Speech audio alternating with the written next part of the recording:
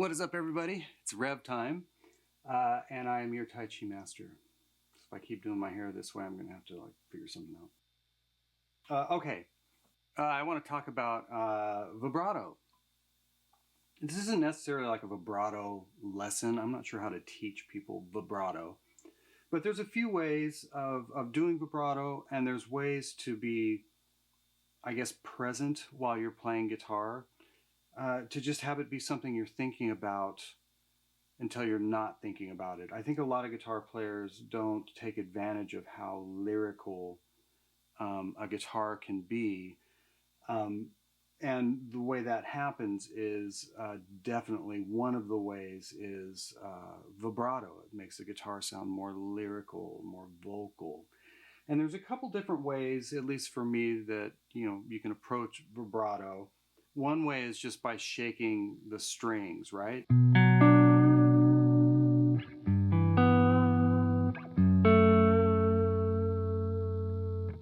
Especially within chords, like I was doing. There's a cat, Tom Bukovac. I'm sure you guys know who he is, but if you don't, go check him out. He'll just sit and emote things and just play. And one thing that Tom, aside from just his musicality, one thing he's really great at is just his independence as far as how he shakes notes within a chord. So, he may only shake, like the middle note of a chord.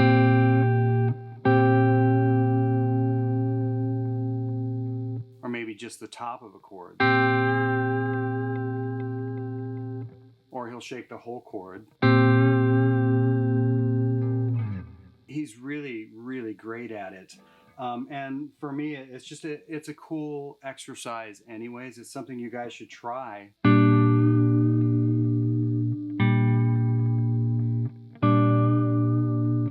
Just pick a chord, any chord, like a triad.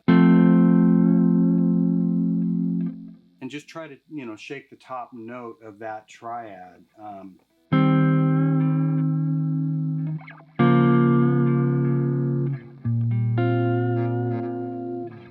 And even there, I kind of let go of the top, trying to shake, I let go of the bass note, trying to shake the upper note. But it's a really cool just sound. So, just try it. Like I said, pick any chord that you're used to doing. And just try shaking just one note. And then, of course, do the whole chord. That sounds great too. I'm even kind of messing that up because that's a pretty tight chord.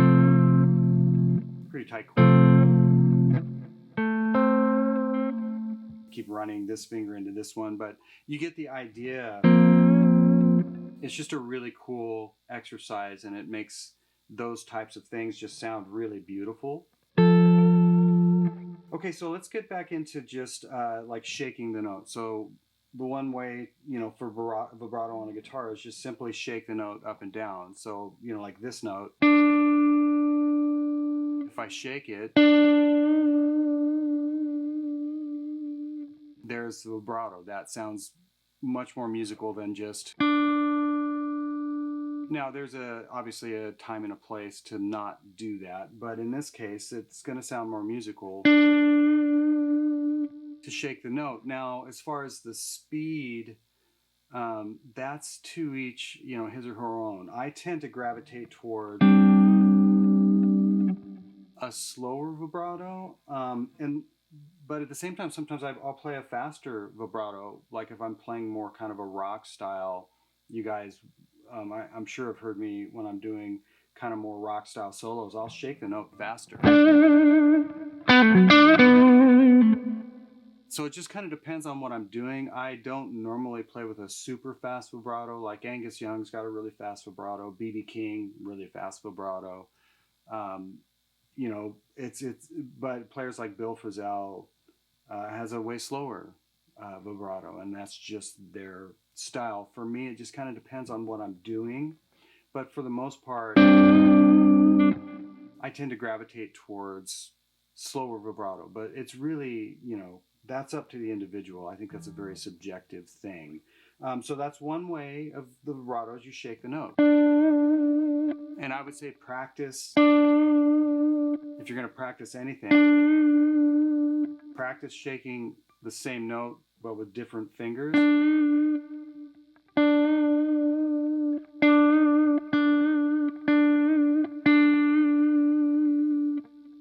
Just to get it under your hands.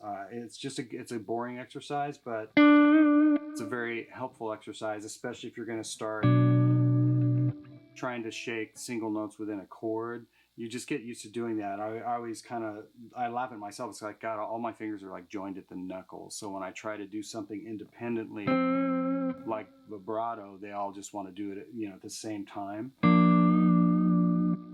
So that's a cool thing to practice.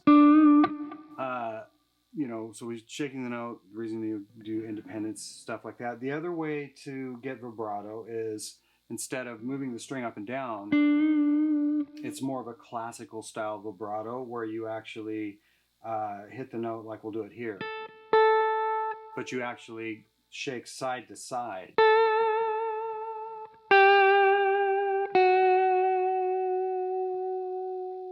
And that's a really cool sound. It's different than... And it can feel really great. The cats I saw doing that, the first guy that I took notice of was probably Phil Keggy, but Alan Holsworth, God rest his soul, he shook notes like that. And it's really cool. It sounds great. I don't tend to do it as much. Every once in a while, if I get into, notes up high, sometimes I'll do that if I didn't get enough under the note to where I could really shake it. But try that. It's definitely a fun, very, very musical way to create, once again, vibrato.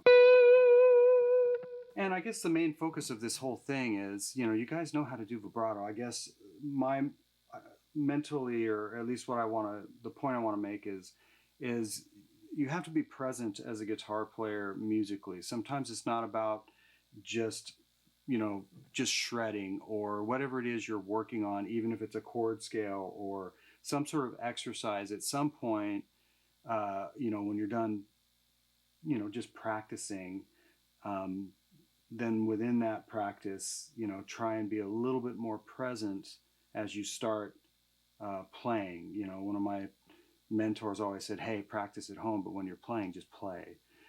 When you're playing, be present of musicality. And vibrato is everything on a guitar. It's what makes it sound lyrical. It's what makes it sound vocal.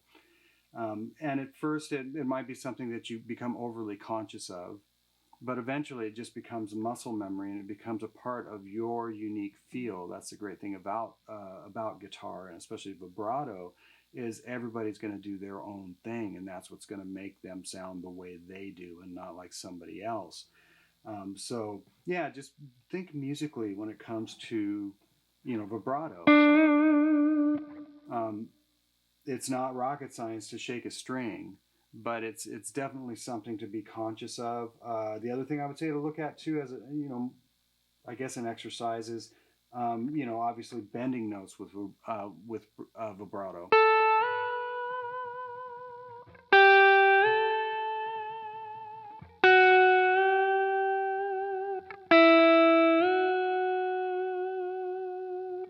That's a really cool exercise. And of course, you can work on your pitch. And I've showed you guys this before, I believe, where if you're working on your pitch for bends, fret the note you want to bend up to first,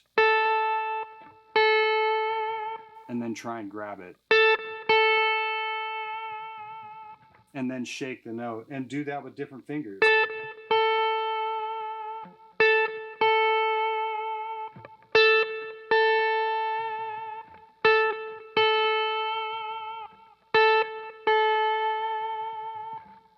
Really good exercise for pitch, but also work on, once you're there, shaking that note.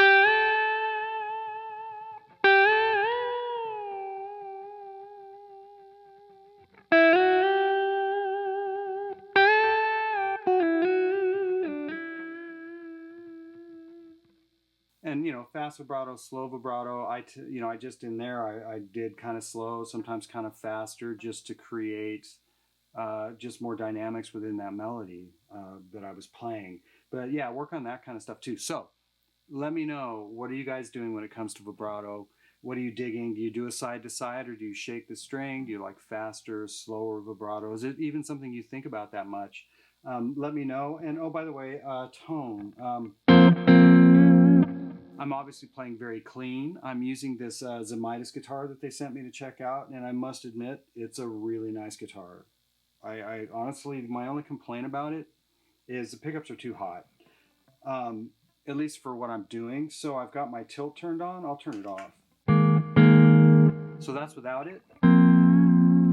Sounds nice,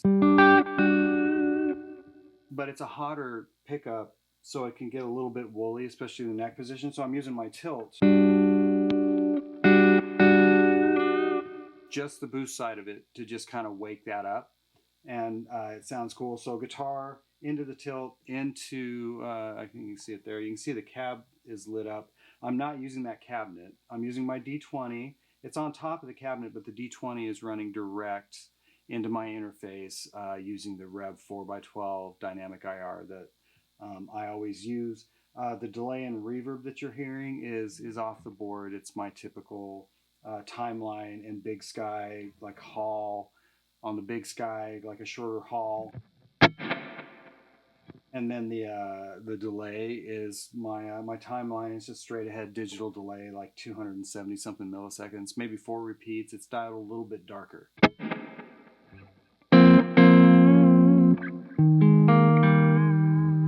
So anyways, that's how I'm getting that sound. Okay, thanks so much for watching, and we'll see you next time.